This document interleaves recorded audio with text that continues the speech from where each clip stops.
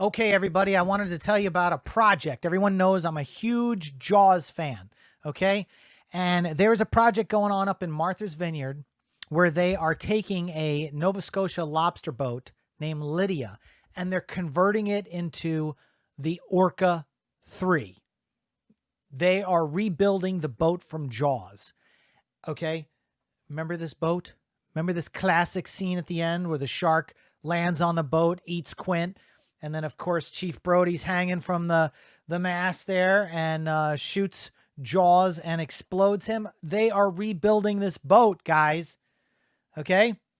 Now, you'd ask, why would anybody want to rebuild the Orca? Okay, well, right now, Martha's Vineyard, Cape Cod, that whole area up there is now a hot spot for great white shark activity.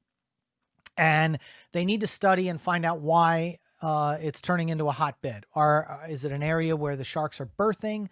What's going on? But there's constantly warnings of people to get out of the water. There was recently a fatal shark attack of a woman up there.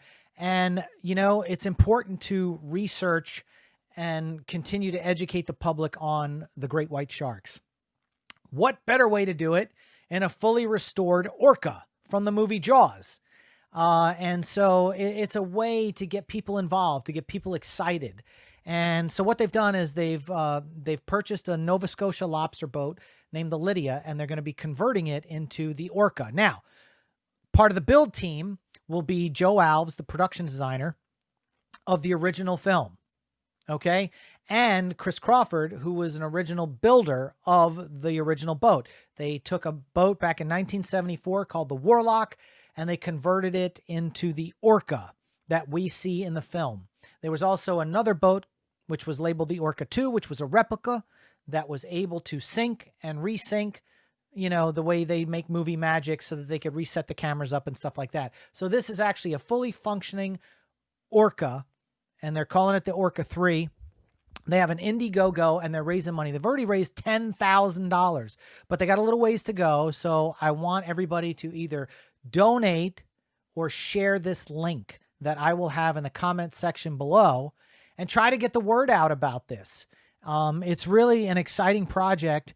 And David Bigelow, who's one of the guys that I spoke to on the phone the other day, he's like the team leader on this. He's really pushing hard on this to raise the funds and get this thing off the ground.